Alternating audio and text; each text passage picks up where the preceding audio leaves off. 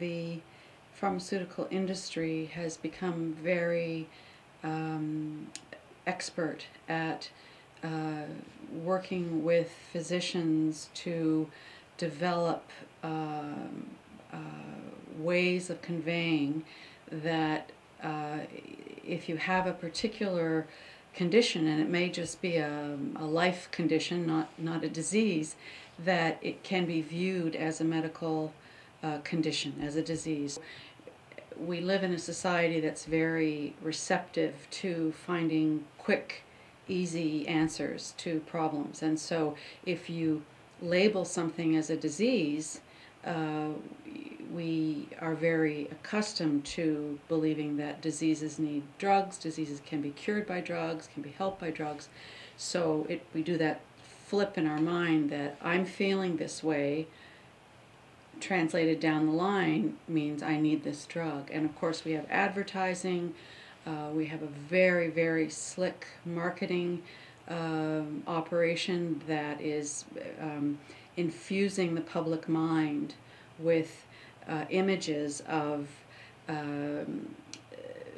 situations and conditions and feelings that might potentially be diseases, and that there's always a drug that's equated with that disease. So we've become accustomed to thinking, if I'm feeling this way, rather than maybe I should seek out help some other way, our mind flips more quickly to maybe I need a drug.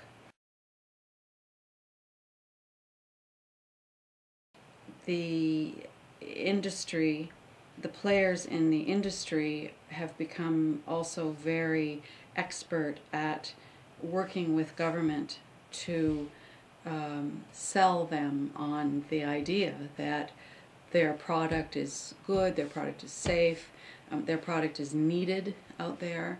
One of the things that we're seeing more of is prescribing off-label. So a drug will be approved for a particular indication, but rules for how physicians practice allow them to prescribe a drug if they think it could be useful in another indication, even if it hasn't been approved for that indication. Prescribing, in one example that we've worked on, is an acne drug for facial acne. It was only approved for use as a last extreme kind of resort, and it also it's a hormone, and it also has the secondary effect of functioning as birth control. And so even though it was only approved for use for acne, it was always known that it worked as birth control as well.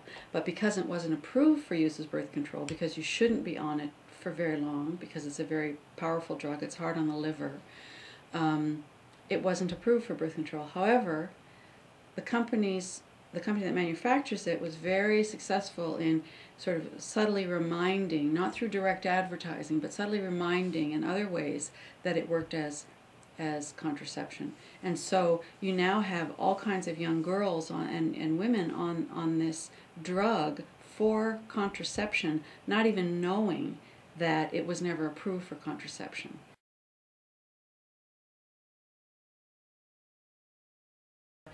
Is in large part, reliant on fees that the industry pays to government in order to have government review the drugs.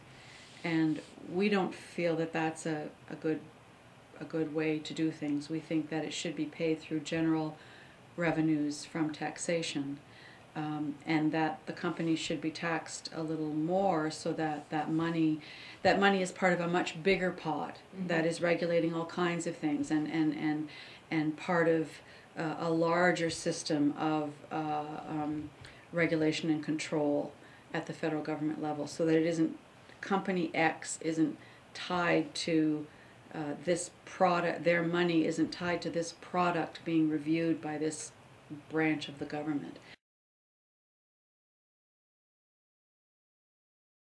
Certainly the pharmaceutical industry that manufactures legal drugs has a lot to gain by having a population that is dealing with addiction, because the way things have evolved is that we use prescription drugs to help people get off their addictions. Unfortunately, often they just end up becoming addicted to something prescription.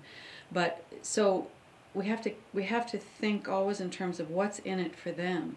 It's the same with cancer, right? This sounds very, very crass, but the pharmaceutical industry has a lot to gain from cancer increasing, right? Mm-hmm. They have a lot to gain by more people needing their drugs. So I think that it's a very, very gray, fuzzy distinction between that kind of connection and the connection between addiction and use of prescription drugs. I think there's also, as you said, a similar mindset. There is an openness to taking drugs if we already are addicted to an illegal drug. So we now have almost an epidemic of certain prescription drugs being sold on the street as for recreational purposes. Ritalin and oxycodone, all kinds of drugs that are supposedly controlled by our federal government and prescribers, doctors, are out there on the streets being sold at whatever price they can get. Mm-hmm. So those two worlds are already intermingling and connected with each other in those ways as well. What we're actually seeing is a growing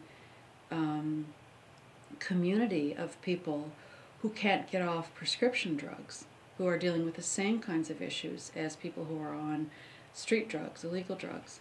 And we're not training physicians adequately to help people who are, for example, having a very hard time on an antidepressant and want to get off of it, and find that as soon as they go off, they're a mess.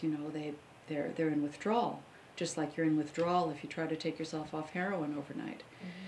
So there's big education problems. There's definitely money to be made by the pharmaceutical industry to keep people on the whole range of drugs.